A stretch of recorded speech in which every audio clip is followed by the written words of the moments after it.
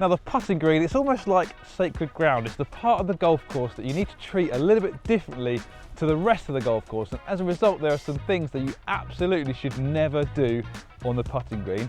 So let's dive into those right now.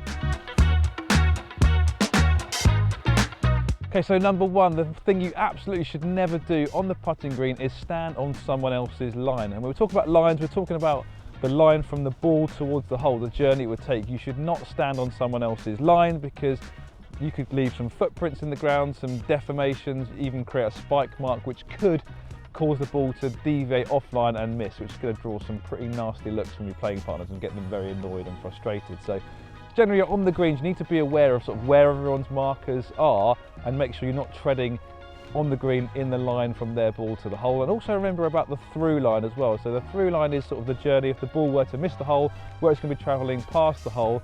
Try not to stand on those through lines either. You look at pros when they're sort of holing out from relatively close to the hole, they're always looking and walking in a long-winded way around the hole sometimes to get to where they need to putt from, to make sure they're avoiding standing in anyone's line or through line. So generally be really aware of where you're standing.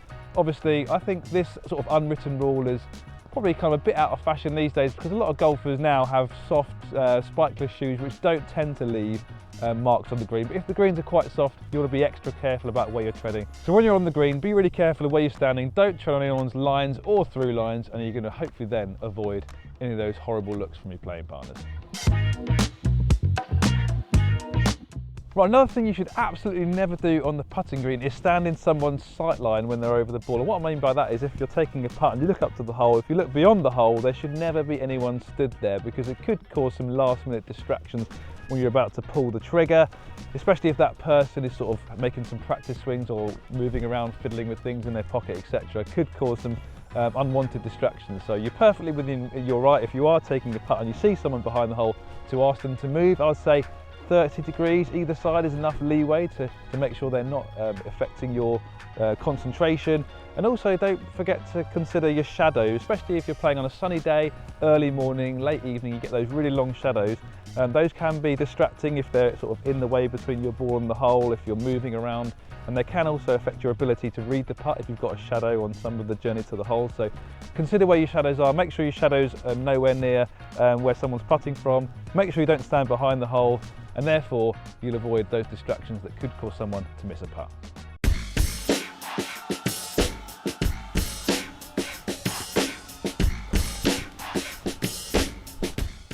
Oh, I'm going to stop right there because this is another mistake that you should absolutely never make on the putting green. Tapping the ball in from the wrong side of the hole, leaning over.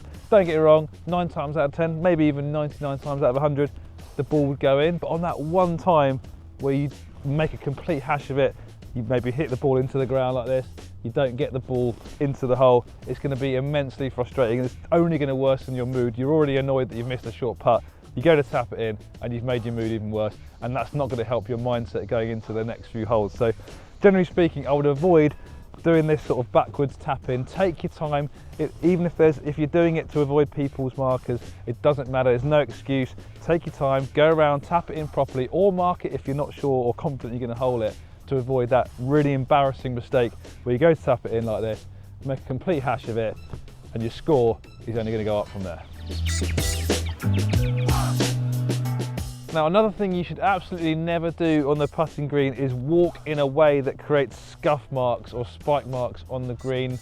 When you're on a putting green, especially like the ones we have here at La Hacienda in Spain, which are absolutely incredible, they're pristine, lightning fast. The last thing you want to do is create spike marks, scuff marks for golfers who are playing behind, so then have to come through and putt through. Obviously you are allowed to tap down spike marks, scuff marks, but the last thing you want to do is when you're on the green, especially if maybe you're frustrated by how you're playing, walking in a way where you sort of scuff your heels on the ground like this, it's going to leave marks on the green, it's not going to look very nice, and it's just something to generally avoid. I'm not suggesting you need to sort of do a comedy walk and you walk on the greens where you lift your feet up to make sure you don't scuff the green in any way, but just be conscious of how you're walking. Just make sure you're not unnecessarily scuffing the grass on the greens, and if you do it by accident, make sure you tap it down with your putter so the greens stay nice and pure and it's not going to affect the play of anyone behind you. Now, along with not making some of these putting green mistakes, another thing you should absolutely do is click the like button if you like what you're watching, and subscribe to the Golf Monthly YouTube channel so you don't miss any of our rules, tips or equipment related videos. Okay, so for my next thing that you should never do on the putting green, we've got a situation here where my ball is in the way of someone else's putt who's about to take their turn. So obviously, naturally, you would mark your ball just like that, and because that marker's in the way, you therefore need to move it to the side.